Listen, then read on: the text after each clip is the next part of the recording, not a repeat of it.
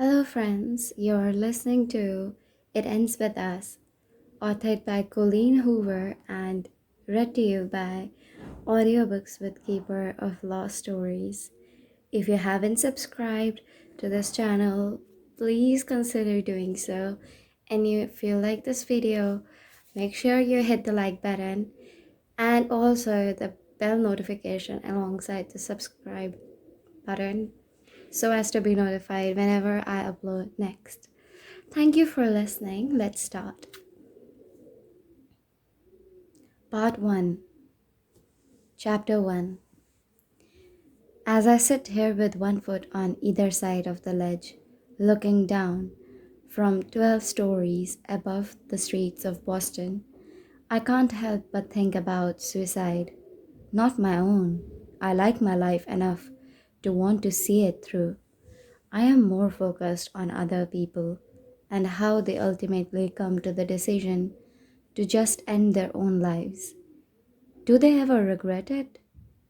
In the moment after letting go and the second before they make impact, there has to be a little bit of remorse in that brief free fall. Do they look at the ground as it rushes toward them and think, well, crap, this was a bad idea? Somehow, I think not. I think about death a lot, particularly today, considering I just 12 hours earlier gave one of the most epic eulogies to the people of Plethora, Maine, have ever witnessed. Okay, maybe it wasn't the most epic. It was very well could be considered the most disastrous. I guess that would depend on whether you were asking my mother or me. My mother, who probably won't speak to me for a solid year after today.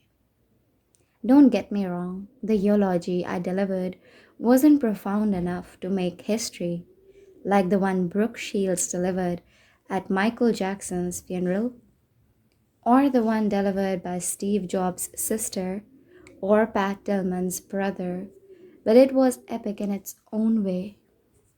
I was nervous at first.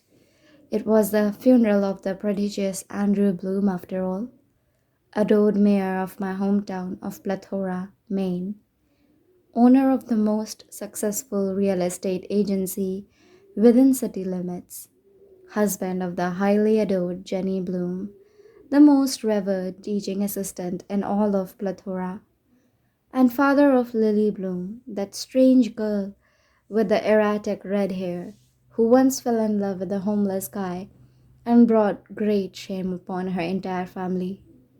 That would be me. I am Lily Bloom, and Andrew was my father.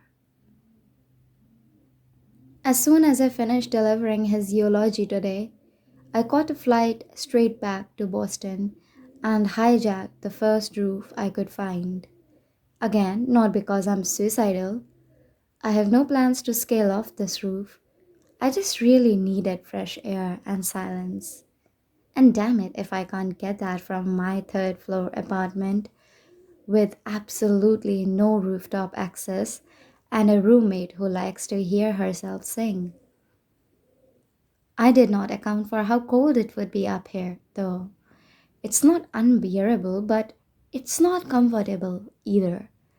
At least I can see the stars, dead fathers, and exasperating roommates and questionable eulogies don't feel so awful when the night sky is clear enough to literally feel the grandeur of the universe. I love it when the sky makes me feel insignificant. I like tonight. Well, let me rephrase this so that it more appropriately reflects my feelings in past tense. I liked tonight. But unfortunately for me, the door was just shoved open so hard, I expect the stairwell to spit a human out onto the roof. The door slams shut again and footsteps move swiftly across the deck. I don't even bother looking up.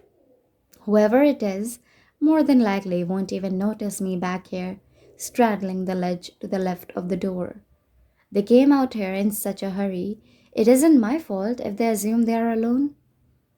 I sigh quietly, close my eyes, and lean my head against the stucco wall behind me, cursing the universe for ripping this peaceful, introspective moment out from under me. The least the universe could do for me today is ensure that it's a woman and not a man. If I'm going to have company, I would rather it be a female. I am tough for my size and can probably hold my own in most cases, but I'm too comfortable right now to be on a rooftop alone with a strange man in the middle of the night. I might fear for my safety and feel the need to leave, and I really don't want to leave. As I said before, I'm comfortable. I finally allow my eyes to make the journey to the silhouette leaning over the ledge. As luck would have it, he is definitely male. Even leaning over the rail, I can tell he is tall. Broad shoulders create a strong contrast to the fragile way he is holding his head in his hands. I can barely make out the heavy rise and fall of his back as he drags in deep breaths and forces them back out when he is done with them. He appears to be on the verge of a breakdown. I contemplate speaking up to let him know he has company or cleaning my throat, but between thinking it and actually doing it, he spins around and kicks one of the patio chairs behind him. I flinch as it screeches across the deck, but being as though he isn't even aware he has an audience, the guy does not stop with just one kick. He kicks the chair repeatedly, over and over. Rather than give way beneath the blunt force of his foot, all the chair does is scoot farther and farther away from him. That chair must be made from marine grade polymer. I once watched my father back over an outdoor patio table made of marine grade polymer, and it practically laughed at him, dented his bumper, but did not even put a scratch on the table.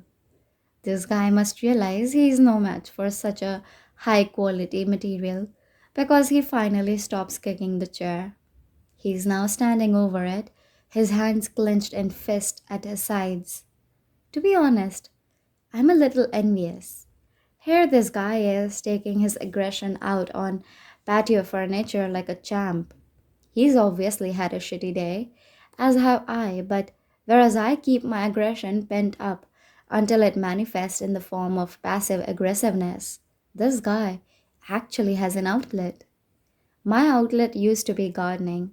Anytime I was stressed, I would just go out to the backyard and pull every single weed I could find. But since the day I moved to Boston 2 years ago, I haven't had a backyard or a patio. I don't even have weeds. Maybe I need to invest in a marine grade polymer patio chair. I stare at the guy a moment longer, wondering if he is ever going to move. He's just standing there, staring down at the chair. His hands aren't in fists anymore.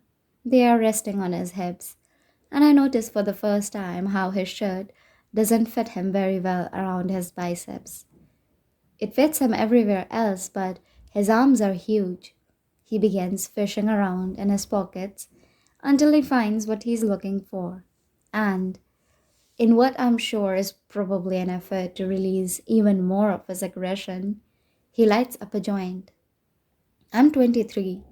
I have been through college and have done this very same recreational drug a time or two. I'm not going to judge this guy for feeling the need to talk up in private. But that's the thing, he is not in private. He just does not know that yet. He takes in a long drag of his joint and starts to turn back toward the ledge. He notices me on the exhale. He stops walking the second our eyes meet. His expression holds no shock, nor does it hold amusement when he sees me. He is about 10 feet away, but there's enough light from the stars that I can see his eyes as they slowly drag over my body without revealing a single thought. This guy holds his cards well. His gaze is narrow and his mouth is drawn tight, like a male version of the Mona Lisa. What's your name? He asks. I feel his voice in my stomach. That's not good. Voices should stop at the ears, but sometimes not very often at all. Actually, a voice will penetrate past my ears and reverberate straight down through my body. He has one of those voices, deep, confident, and a little bit like butter. When I don't answer him, he brings the joint back to his mouth and takes another hit. Lily, I finally say, I hate my voice. It sounds too weak to even reach his ears from here, much less reverberate inside his body. He lifts his chin a little and nudges his head toward me. Will you please get down from there, Lily? It isn't until he says this that I notice his posture. He's standing straight up now, rigid even, almost as if he's nervous. I'm going to fall. I'm not. This ledge is at least a foot wide, and I'm mostly on the roof side. I could easily catch myself before I fell, not to mention, I've got the wind in my favor. I glance down at my legs and then back up at him. No thanks, I'm quite comfortable where I am. He turns a little, like he can't look straight at me. Please, get down. It's more of a demand now, despite his use of the word please. There are 7 empty chairs up here. Almost 6, I correct, reminding him that he just tried to murder one of them. He doesn't find the humor in my response. When I fail to follow his orders, he takes a couple of steps closer. You are a mere 3 inches from falling to your death. I've been around enough of that for one day. He motions for me to get down again. You're making me nervous, not to mention ruining my high. I roll my eyes and swing my legs over. Heaven forbid a joint go to waste. I hop down and wipe my hands across my jeans. Better? I say as I walk toward him. He lets out a rush of air as if seeing me on the ledge actually had him holding his breath. I pass him to head for the side of the roof with a better view, and as I do, I can't help but notice how unfortunately cute he is. No, cute is an insult. This guy is beautiful. Well manicured, smells like money, looks to be several years older than me. His eyes crinkle in the corners as they follow me, and his lips seem to frown even when they aren't. When I reach the side of the building that overlooks the street, I lean forward and stare down at the cars below, trying not to appear impressed by him. I can tell by his haircut alone that he is the kind of man people are easily impressed by, and I refuse to feed into his ego. Not that he's done anything to make me think he even has one, but he is wearing a casual Burberry shirt, and I'm not sure I've ever been on the radar of someone who could casually afford one. I hear footsteps approaching from behind, and then he leans against the railing next to me. Out of the corner of my eye, I watch as he takes another hit of his joint. When he's finished, he offers it to me, but I wave it off. The last thing I need is to be under the influence around this guy. His voice is the drug in itself. I kind of want to hear it again. So I throw a question in his direction. So, what did that chair do to make you so angry? He looks at me, like really looks at me. His eyes meet mine and he just stares hard, like all my secrets are right there on my face. I've never seen eyes as dark as his. Maybe I have, but they seem darker when they are attached to such an intimidating presence. He doesn't answer my question, but my curiosity isn't easily put to rest. If he's going to force me down from a very peaceful, comfortable ledge, then I expect him to entertain me with answers to my nosy questions. Was it a woman? I inquire. Did she break your heart? He laughs a little with that question. If only my issues were as trivial as matters of the heart. He leans into the wall so that he can face me. What floor do you live on? He licks his fingers and pinches the end of his joint, then puts it back in his pocket. I have never noticed you before. That's because I don't live here. I point in the direction of my apartment. See that insurance building? He squints as he looks in the direction I'm pointing. Yeah, I live in the building next to it. It's too short to see from the here. It's only 3 stories tall. He's facing me again, resting his elbow on the ledge. If you live over there, why are you here? Your boyfriend live here or something? His comment somehow makes me feel cheap. It was too easy, and a mature-ish pickup line. From the looks of this guy, I know he has better skills than that. It makes me think he saves the more difficult pickup lines for the woman he deems worthy. You have a nice roof, I tell him. He lifts an eyebrow, waiting for more of an explanation. I wanted fresh air, somewhere to think. I pulled up Google Earth and found the closest apartment complex with a decent rooftop patio. He regards me with a smile. At least you are economical, he says. That's a good quality to have. At least? I nod. Because I am economical, and it is a good quality to have. Why did you need fresh air? He asks. Because I buried my father today and gave an epically disastrous eulogy, and now I feel like I can't breathe. I face forward again and slowly exhale. Can we just not talk for a while? He seems a bit relieved that I asked for silence. He leans over the ledge and lets an arm dangle as he stares down at the street. He stays like this for a while, and I stare at him the entire time. He probably knows I'm staring, but he doesn't seem to care. A guy fell off this roof last month, he says. I would be annoyed at his lack of respect for my request for silence, but I'm kind of intrigued. Was it an accident? He shrugs. No one knows. It happened late in the evening. His wife said she was cooking dinner and he told her he was coming up here to take some pictures of the sunset. He was a photographer. They think he was leaning over the ledge to get a shot of the skyline, and he slipped. I look over the ledge, wondering how someone could possibly put themselves in a situation where they could fall by accident, but then I remember I was just straddling the ledge on the other side of the roof a few minutes ago. When my sister told me what happened, the only thing I could think about was whether or not he got the shot. I was hoping his camera did not fall with him, because that would have been a real waste, to die because of your love of photography, but you did not even get the final shot that cost you your life.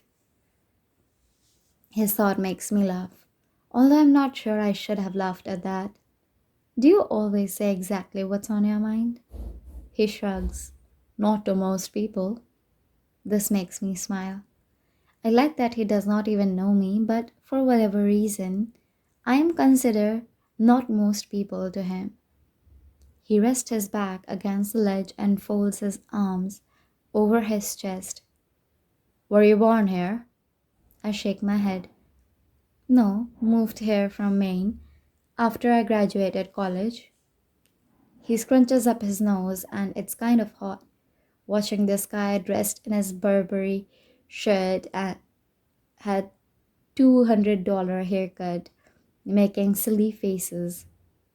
So you're in Boston, Purgatory, huh? That's gotta suck. What do you mean?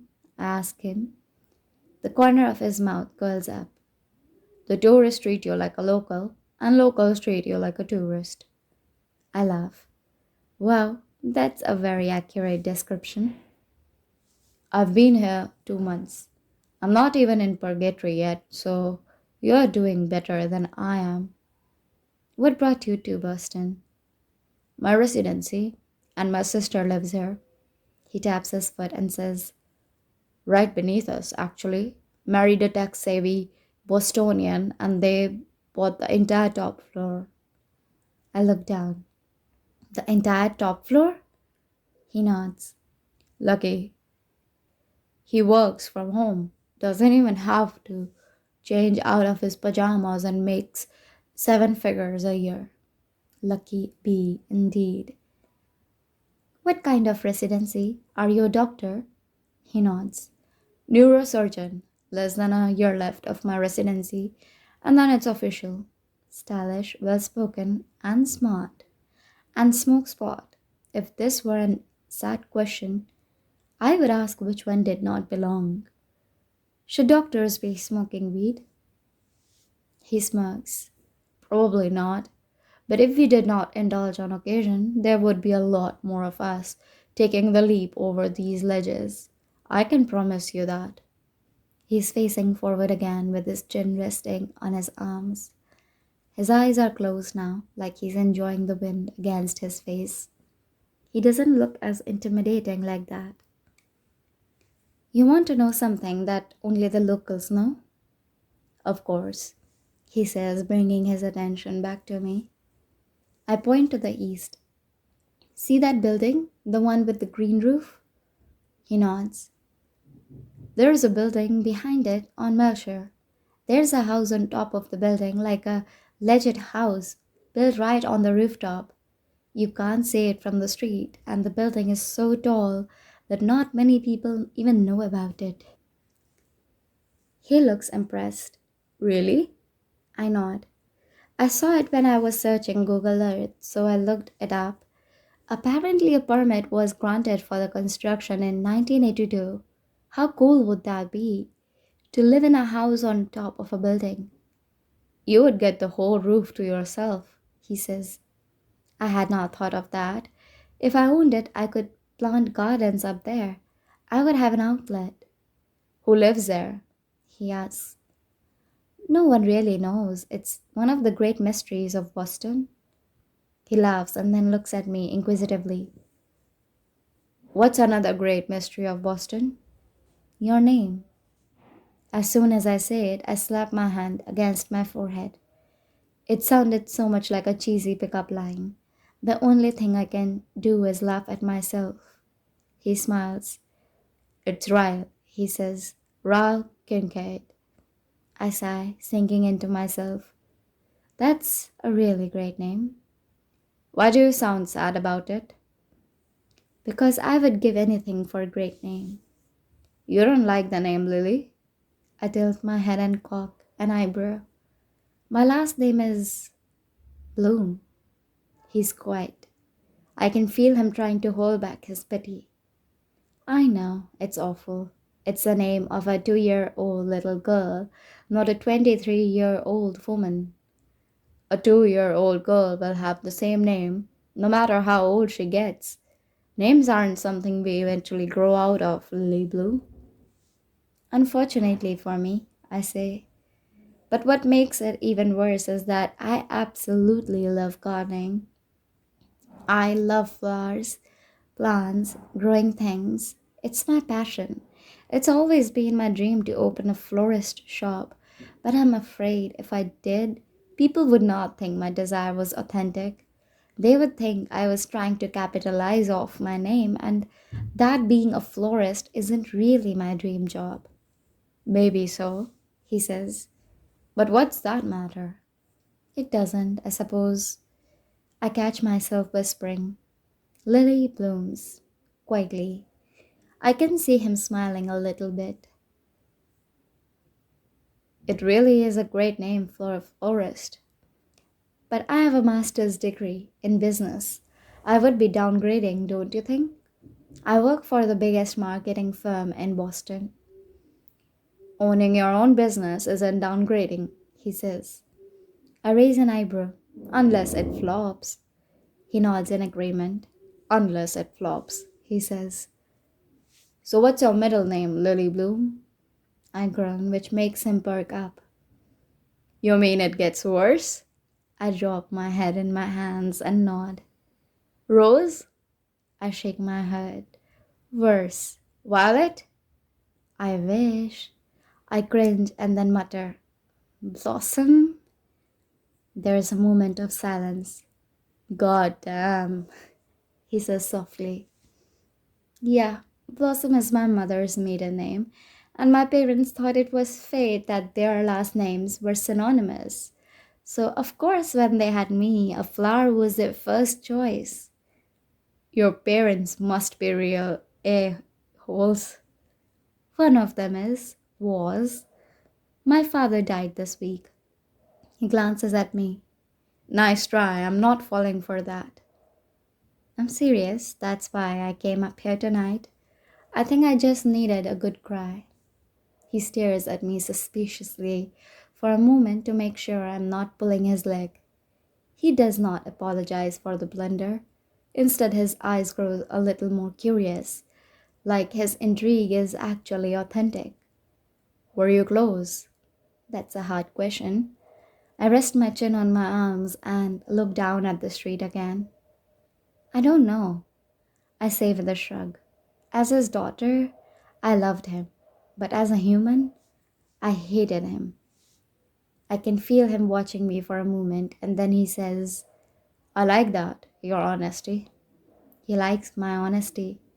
I think I might be blushing. We are both quiet again for a while when he says, Do you ever wish people were more transparent? How so? He picks up at a piece of chipped stucco with his thumb until it breaks loose. He flicks it over the ledge. I feel like everyone fakes who they really are, when deep down we are all equal amounts of screwed up. Some of us are just better at hiding it than others. Either his high is setting in, or he's just very introspective. Either way, I'm okay with it. My favorite conversations are the ones with no real answers. I don't think being a little guarded is a negative thing, I say. Naked truths aren't always pretty. He stares at me for a moment. Naked truths, he repeats.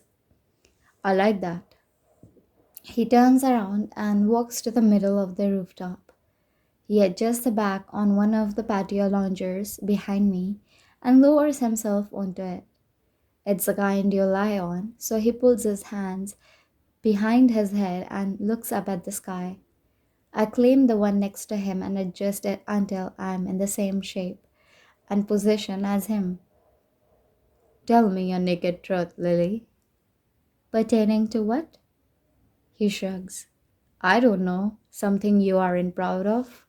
Something that will make me feel a little less screwed up on the inside? He's staring up at the sky, waiting for me to answer. My eyes follow the line of his jaw, the curve of his cheeks, the outline of his lips. His eyebrows are drawn together in contemplation. I don't understand why, but he seems to need the conversation right now. I think about his question and try to find an honest answer. When I come up with one, I look away from him and back up to the sky. My father was abusive, not to me, to my mother. He would get so angry when they fought that sometimes he would hit her.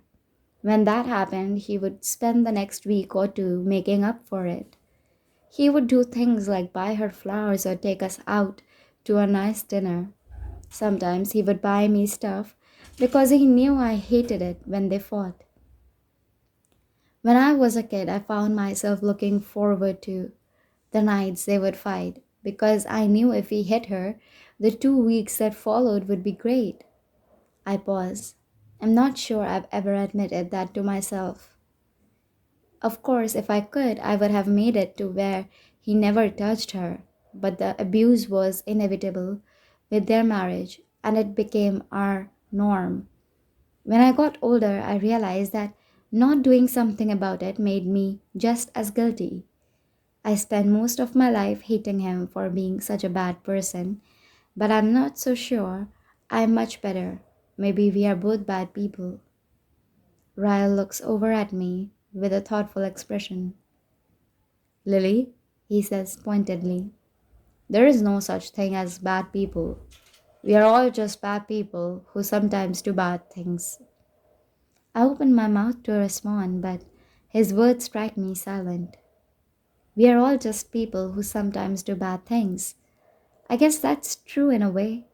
No one is exclusively bad, nor is anyone exclusively good. Some are just forced to work harder at suppressing the bad. Your turn, I tell him.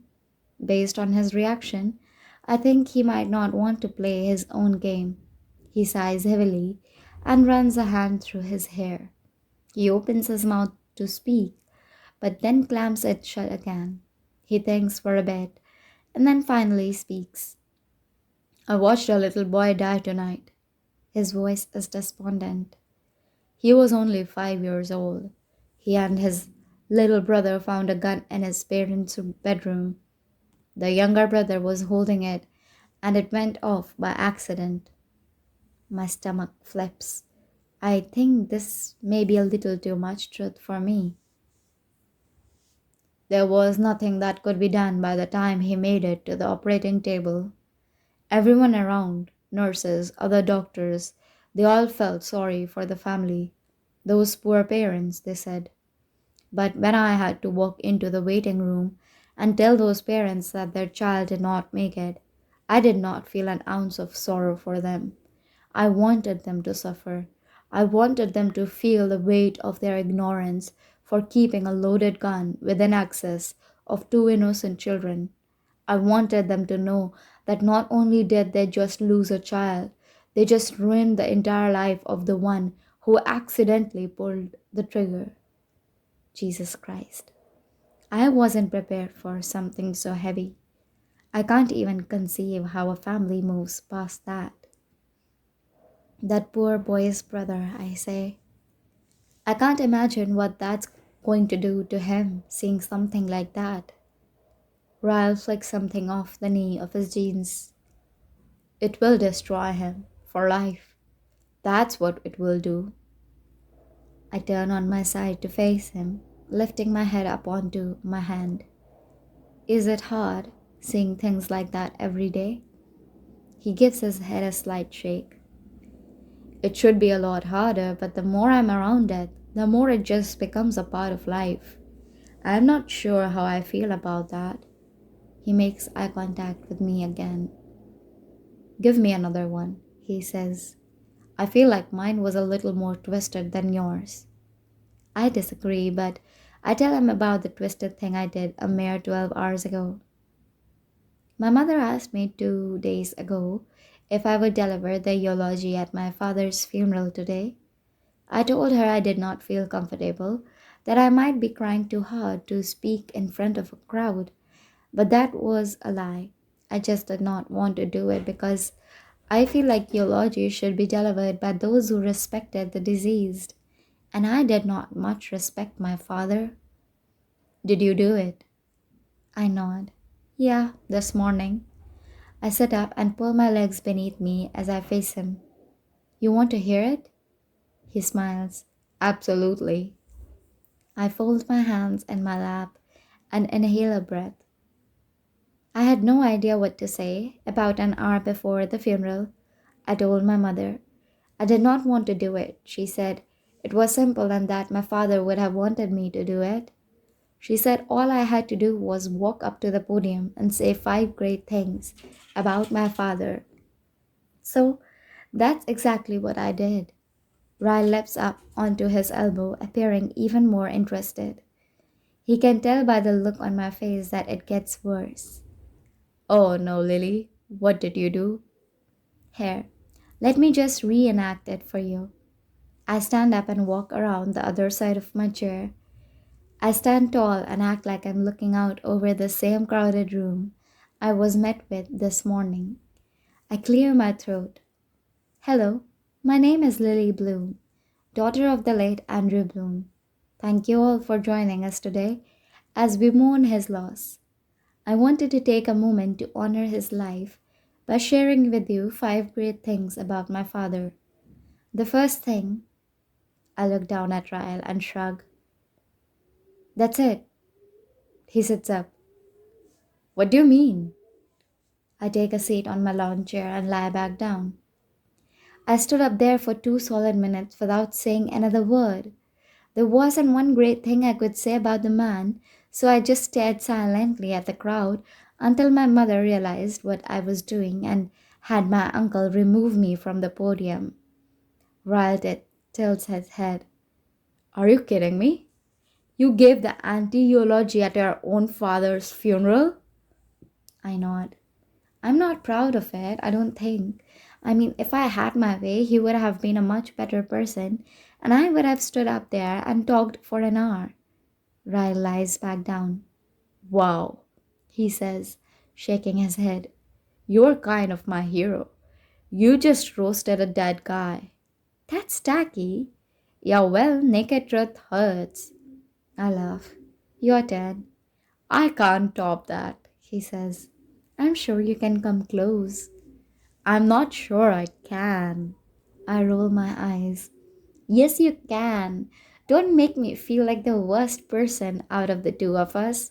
Tell me the most recent thought you have had that most people would not say out loud. He pulls his hands up behind his head and looks me straight in the eye. I want to F you. My mouth falls open, then I clamp it shut again. I think I might be speechless. He shoots me a look of innocence. You asked for the most recent thought, so I gave it to you. You're beautiful, I'm a guy. If you were into one night stands, I would take you downstairs to my bedroom, and I would. I can't even look at him. His statement makes me feel a multitude of things all at once. Well, I'm not into one night stands. I figured as much, he says. Your turn. He's so nonchalant. He acts as if he did not just stun me into silence. I need a minute to regroup after that one, I say with a laugh. I try to think of something with a little shock value, but I can't get over the fact that he just said that out loud. Maybe because he's a neurosurgeon and I never pictured someone so educated throwing around the word F so casually. I gather myself somewhat and then say, okay, since we are on the subject, the first guy I ever had sex with was homeless. He perks up and faces me. Oh, I'm gonna need more of the story. I stretch my arm out and rest my head on it. I grew up in Maine. We lived in a fairly decent neighborhood, but the street behind our house wasn't in the best condition. Our backyard butted up to a condemned house adjacent to two abandoned lots. I became friends with a guy named Atlas who stayed in the condemned house. No one knew he was living there other than me. I used to take him food and clothes and stuff until my father found out. What did he do?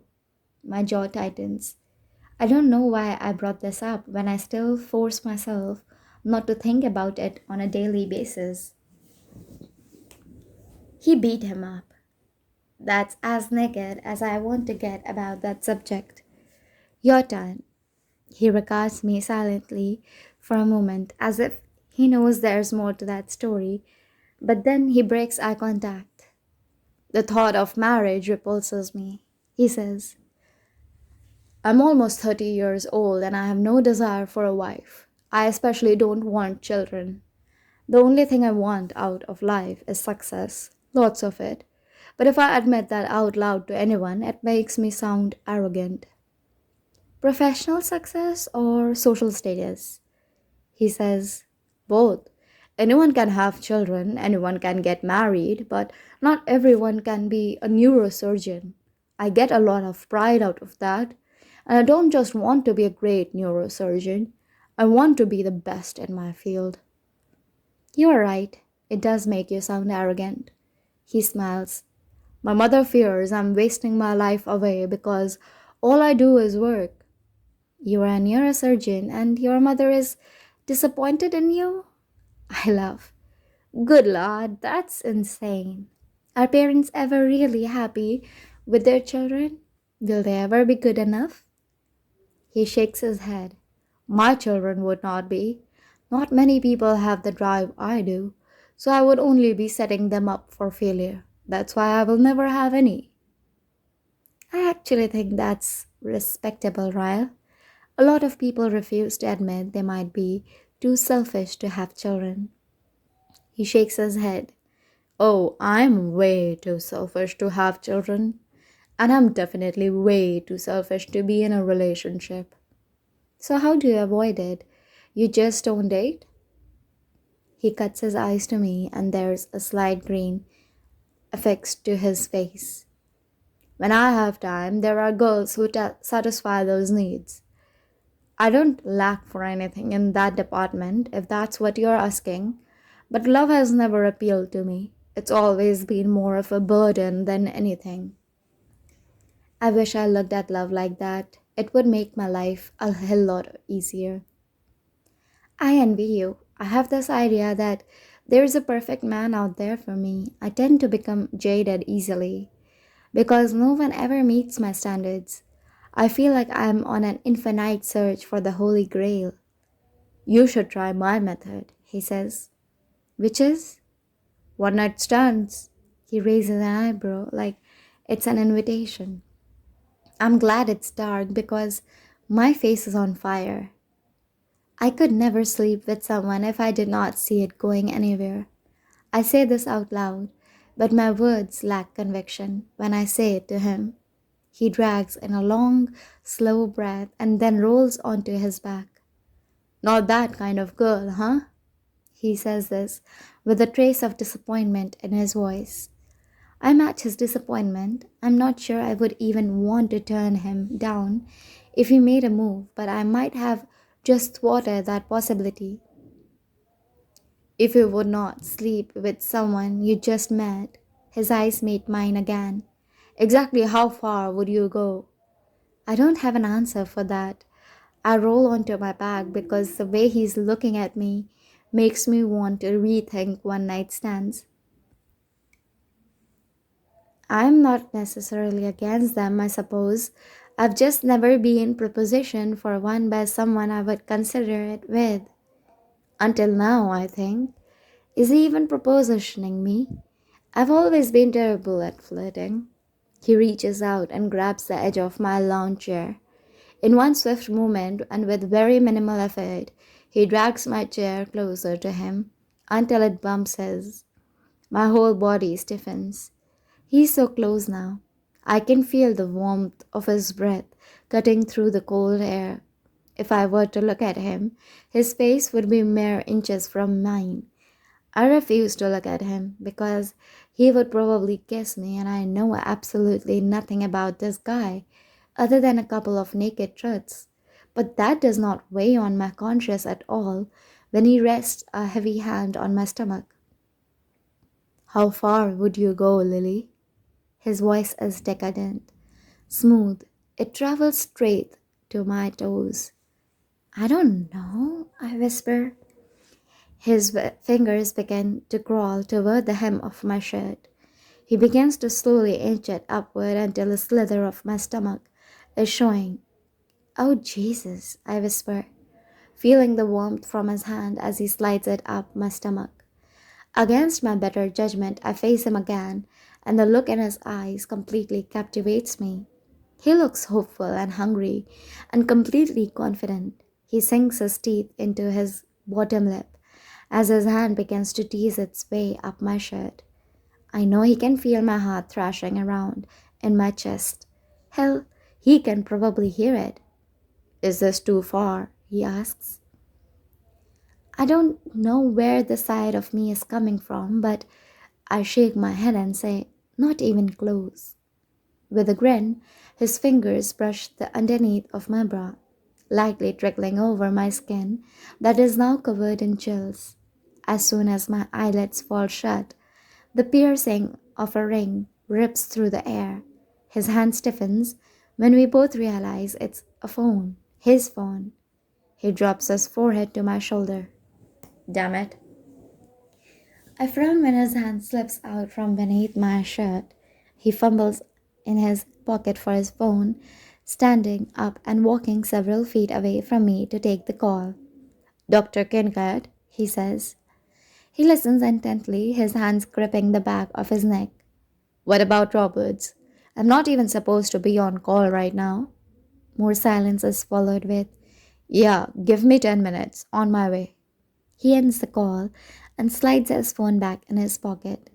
When he turns to face me, he looks a little disappointed. He points to the door that leads to the stairwell. I have to. I nod. It's fine. He considers me for a moment and then holds up a finger. Don't move, he says, reaching for his phone again. He walks closer and holds it up as if he's about to snap a picture of me. I almost object, but I don't even know why. I'm fully clothed. It just doesn't feel that way for some reason. He snaps a picture of me lying in the lawn chair, my arms relaxed above my head. I have no idea what he plans to do with that picture, but I like that he took it. I like that he had the urge to remember what I look like, even though he knows he'll never see me again. He stares at the photo on his screen for a few seconds and smiles. I am half tempted to take a picture of him in return, but I'm not sure I want a reminder of someone I will never see again. The thought of that is a little depressing. It was nice meeting you, Lily Bloom. I hope you defy the odds of most dreams and actually accomplish yours. I smile, equally saddened and confused by this guy. I'm not sure that I've ever spent time with someone like him before, someone of a completely different lifestyle and tax bracket. I probably never will again, but I'm pleasantly surprised to see that we aren't all different. Misconception confirmed. He looks down at his feet for a moment as he stands in somewhat of an unsure pose. It's as if he's suspended between the desire to say something else to me and the need to leave. He glances at me one last time, this time without so much of a poker face. I can see the disappointment in the set of his mouth before he turns and walks in the other direction.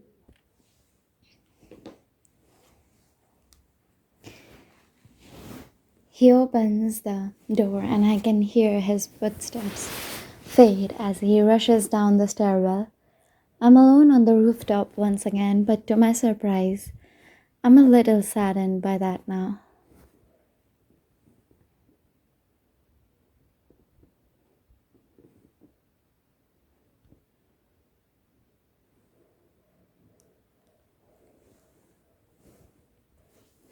Chapter 2. Lucy, the roommate who loves to hear herself sing, is rushing around the living room, gathering keys, shoes, a pair of sunglasses. I'm seated on the couch, opening up shoe boxes stuffed with some of my old things from when I lived at home. I grabbed them when I was home for my father's funeral this week. You work okay today? Lucy asks. Nope, I have bereavement leave until Monday. She stops in her tracks. Monday? She scoffs. Lucky bitch. Yes, Lucy, I'm so lucky my father died.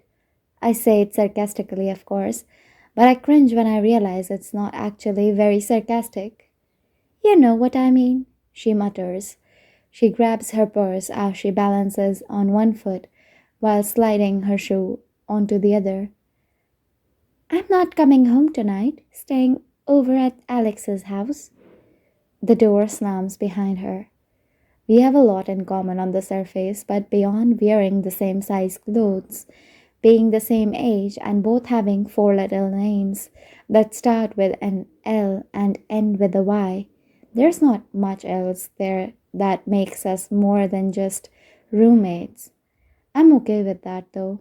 Other than the incessant singing, she's pretty tolerable. She's clean and she's gone a lot. Two of the most important qualities in a roommate. I'm pulling the lid off the top of one of the shoe boxes when my cell phone rings. I reach across the couch and grab it. When I see that it's my mother, I press my face into the couch and fake cry into a throw pillow. I bring the phone to my ear. Hello? There's 3 seconds of silence and then, hello, Lily? I sigh and sit back up on the couch. Hey mom, I'm really surprised. She's speaking to me. It's only been 1 day since the funeral. That's 364 days sooner than I expected to hear from her. How are you? I ask. She sighs dramatically. Fine, she says. Your aunt and uncle went back to Nebraska this morning. It will be my first night alone since. You will be fine, Mom, I say, trying to sound confident.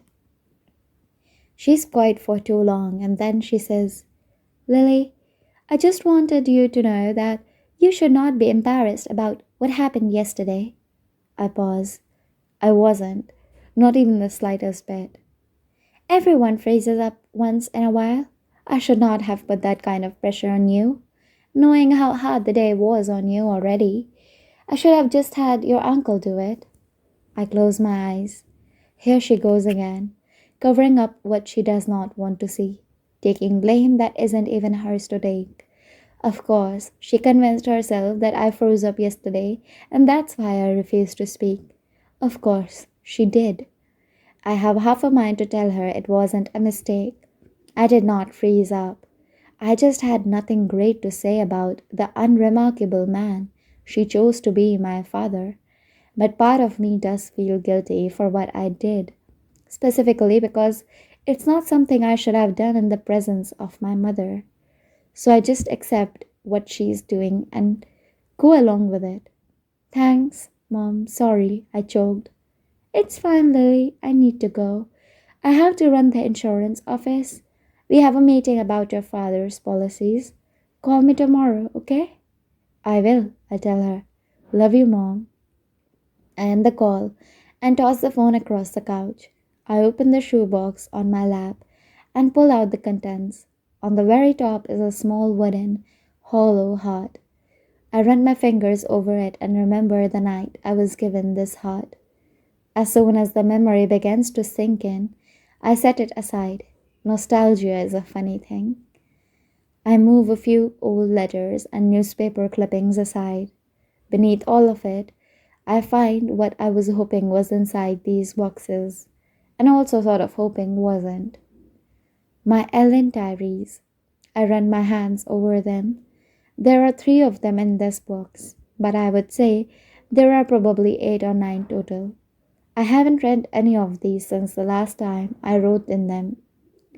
I refuse to admit that I kept a diary when I was younger because that was so cliche. Instead, I convinced myself that what I was doing was cool because it wasn't technically a diary. I addressed each of my entries to Ellen DeGeneres because I began watching her show the first day it aired in 2003 when I was just a little girl. I watched it every day after school and was convinced Ellen would love me if she got to know me. I wrote letters to her regularly until I turned 16. But I wrote them like one would write entries in a diary. Of course, I knew the last thing Ellen DeGeneres would probably want was a random girl's journal entries. Luckily, I never actually sent any in, but I still liked addressing all the entries to her. So I continued to do that until I stopped writing in them altogether. I open another shoebox and find more of them. I saw through them until I grabbed the one from when I was 15 years old. I flip it open, searching for the day I met Atlas. There wasn't much that happened in my life worth writing about before he entered it, but somehow I filled 6 journals full before he ever came into the picture. I swore I would never read these again, but with the passing of my father, I have been thinking about my childhood a lot. Maybe if I read through these journals, I will somehow find a little strength for forgiveness, although I fear I'm running the risk of building up even more resentment. I lie back on the couch and I begin reading. Dear Ellen, before I tell you what happened today, I have a really good idea for a new segment on your show. It's called Ellen at Home. I think lots of people would like to see you outside of work. I always wonder what you're like at your home when it's just you and Portia and the cameras aren't around. Maybe the producers can give her a camera and sometimes she can just sneak up on you and film you doing normal things like watching TV or cooking or gardening. She could film you for a few seconds without you knowing, and then she could scream, Ellen at home! And scare you. It's only fair since you love pranks. Okay, now that I told you that, I will tell you about my day yesterday. It was interesting, probably my most interesting day to write about yet. If you don't count the day Abigail Ivory slapped Mr. Carson for looking at her cleavage. You remember a while back when I told you about Mrs. Burleson who lived behind us? She died the night of that big snowstorm. My dad said she owed so much in taxes that her daughter wasn't able to take ownership of the house, which is fine by her, I'm sure, because the house was starting to fall apart anyway. It probably would have been more of a burden than anything. The house has been empty since Mrs. Burleson died, which has been about 2 years. I know it's been empty because my bedroom window looks out over the backyard, and there hasn't been a single soul that goes in or out of that house since I can remember. Until last night, I was in bed shuffling cards. I know that sounds weird, but it's just something I do. I don't even know how to play cards, but when my parents get into fights, shuffling cards just calms me down sometimes and gives me something to focus on.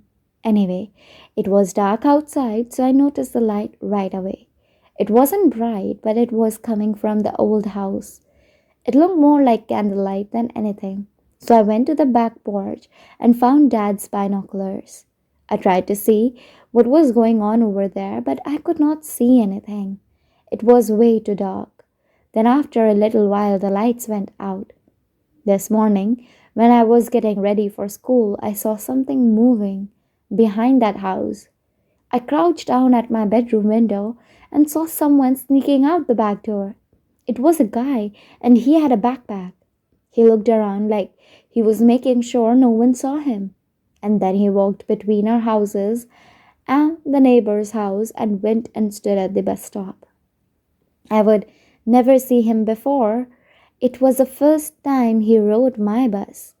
He sat in the back and I sat in the middle, so I did not talk to him. But when he got off the bus at school, I saw him walk into the school, so he must go there.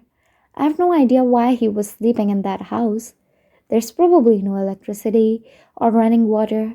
I thought maybe he did it as a dare, but today he got off the bus at the same stop as me.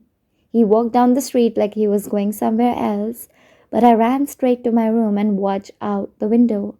Sure enough, a few minutes later I saw him sneaking back inside that empty house. I don't know if I should say something to my mother. I hate to be nosy because it's none of my business. But if that guy does not have anywhere to go, I feel like my mother would know how to help him since she works at a school. I don't know.